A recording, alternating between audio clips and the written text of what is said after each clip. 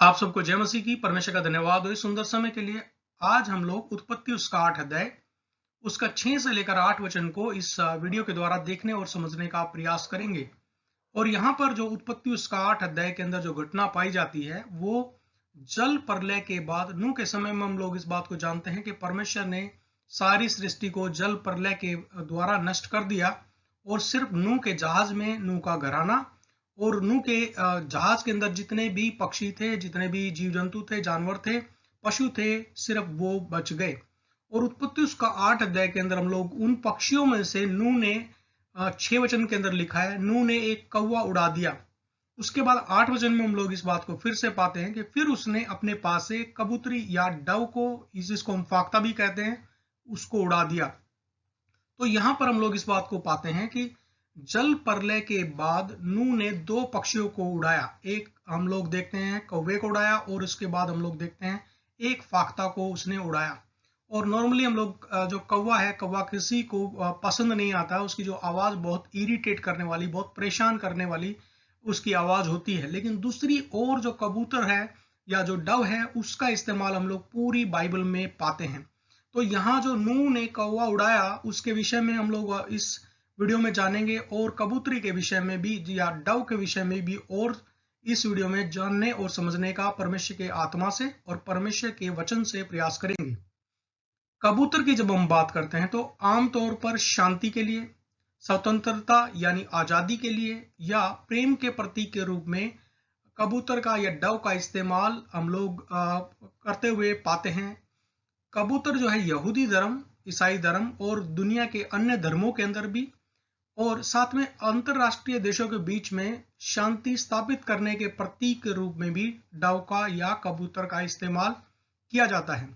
और यहाँ पर जो हम लोग संयुक्त राष्ट्र संघ के सतत विकास के जो लक्ष्य हैं, जो 2030 तक संयुक्त राष्ट्र संघ ने बनाए हुए हैं और जिसमें दुनिया के बहुत सारे देश उसमें शामिल हैं, वहां पर हम लोग जो उनका 17 जो लक्ष्य हैं संयुक्त राष्ट्र संघ के, उनमें 16 नंबर का जो लक्ष्य है वहां पर जो शांति स्थापित करने के लिए, न्याय व्यवस्था के लिए और न्याय प्रणाली को मजबूत करने के लिए, तो यहाँ पर भी हम लोग डव का इस्तेमाल होते हुए देखते हैं।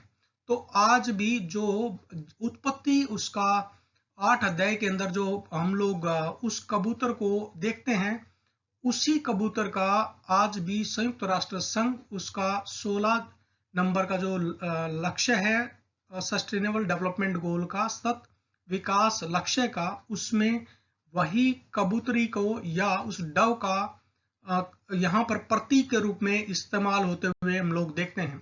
बाइबल इस विषय में और हमें क्या बताती और सिखाती है, आइए हम लोग बाइबल के अंदर फिर से जाएं और परमेश्वर के वचन को अध्ययन हम लोग करें।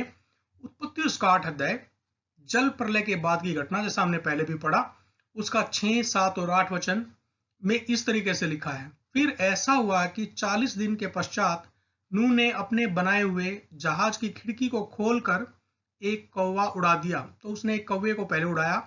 7वां वचन, वह जब तक जल पृथ्वी पर से सूख न गया तब तक कौवा इधर उधर फिरता रहा। तो जो कौवा उड़ाया वो इधर उधर फिरता रहा, लेकिन वो जहाज में वापस नहीं लौटा।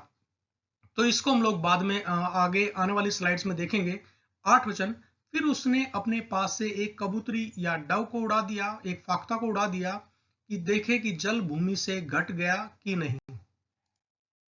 उसके आगे के वचन में हम लोग फिर से इस बात को पाते हैं। उत्पत्ति उसका 8 अध्याय, एक कबूतरी को, डव को 3 बार उड़ाया गया।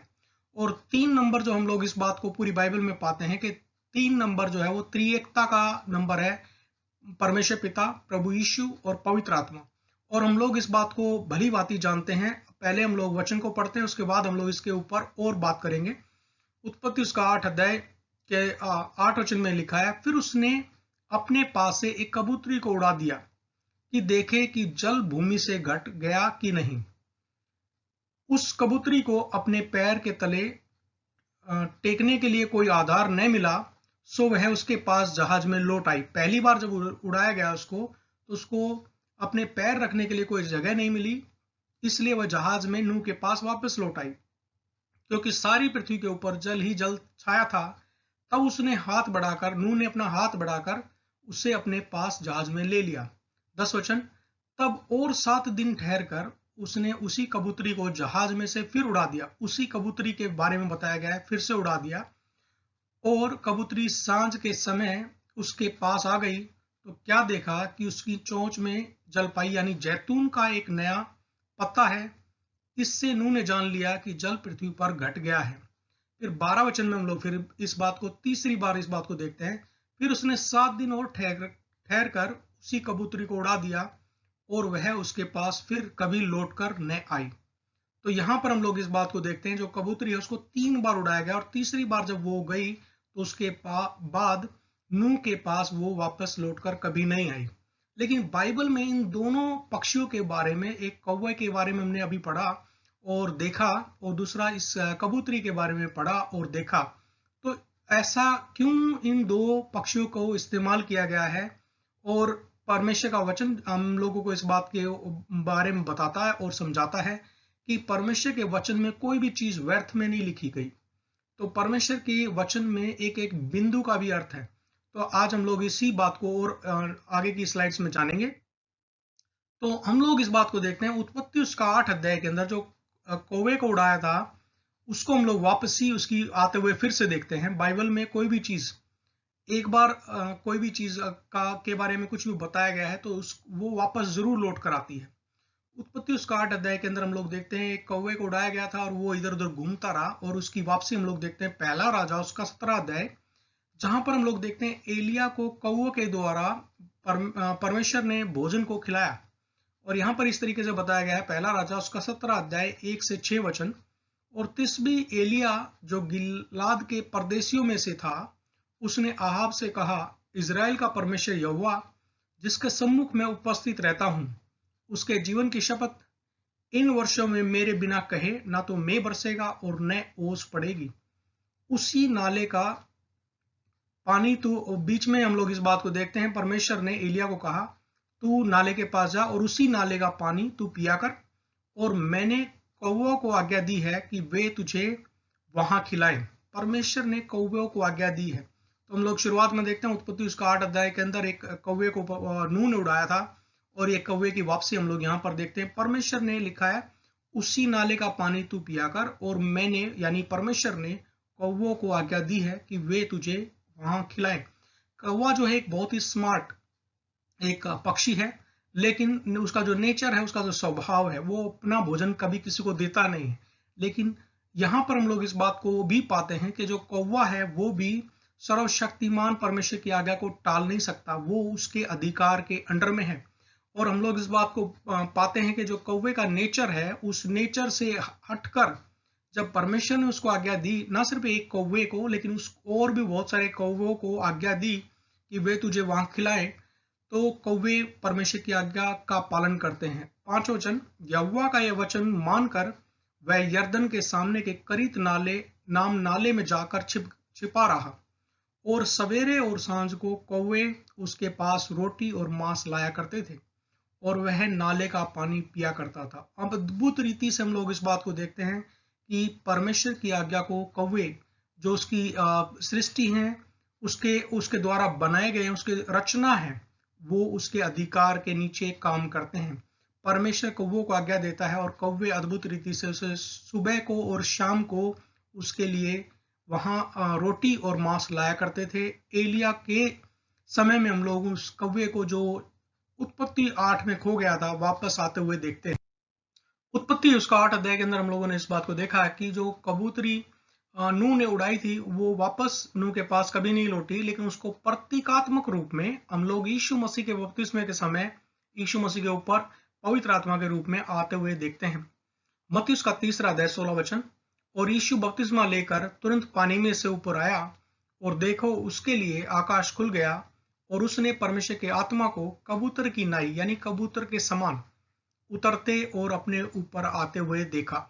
तो यहाँ पर हम लोग इस बात को पाते हैं कि जो पुराने नियम में जो कबूतरी नूह के समय पर नूह के पास वापस नहीं आई, उसको नया नियम में यीशु मसीह के ऊपर पवित्र आत्मा के रूप में प्रतीकात्मक रूप में यीशु मसीह के ऊपर आते हुए देखते हैं, जो सिंबॉलिक है, जो हम लोगों को प्रतीक के रूप में बताया गया है। वहां 2 पक्षी जो बताए गए हैं, हम लोगों ने इस वीडियो में देखा कि एलिया के समय में हम लोग उस कौवे को जो नूह ने उड़ाया था, वहां पर हम लोग उस कौवे की वापसी को देखते हैं। और यहाँ पर नया नियम में हम लोग डव को जो उड़ाया गया था उसकी वापसी को हम लोग यहाँ पर देखते हैं, जो पवित्र आत्मा को दर्शाता है। और 3 बार उसको भेजा गया था, उड़ाया गया था।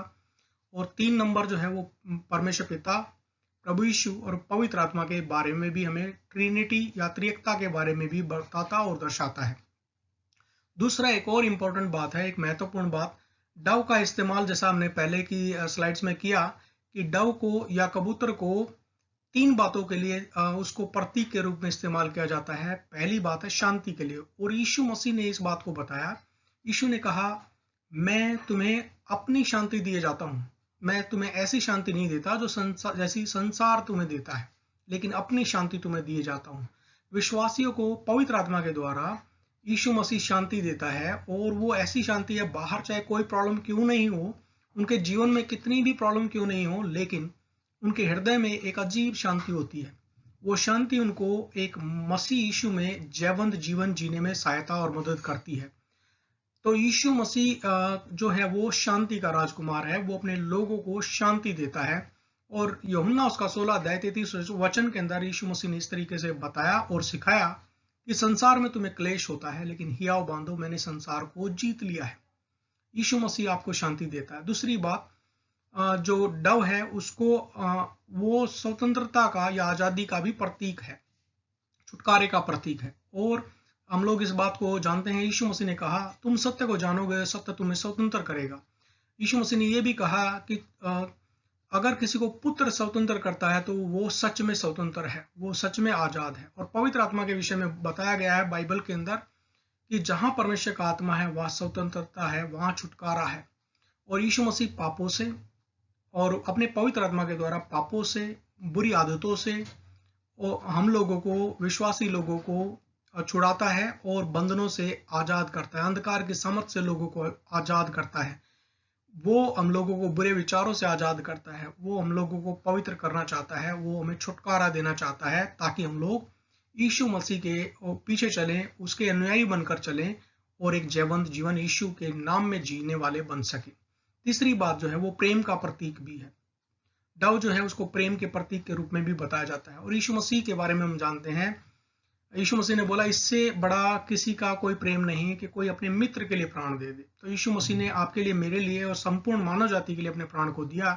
इसलिए बाइबल हमें बताती है, यूहन्ना 3 अध्याय 16 वचन में, परमेश्वर ने जगत से ऐसा प्रेम रखा कि उसने अपना इकलौता पुत्र दे दिया, ताकि जो कोई इसके नाम पर विश्वास करे वो नाश ना हो बल्कि अनंत जीवन पाए।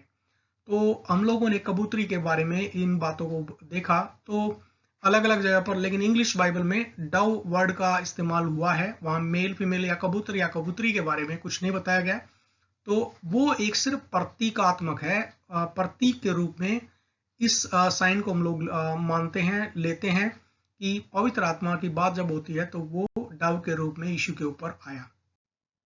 परमेश्वर का वचन एकदम सिद्ध है, परफेक्ट है, उसमें कोई भी त्रुटि नहीं है। और परमेश्वर ने जो एक एक बिंदु भी लिखा है उसका भी अर्थ है।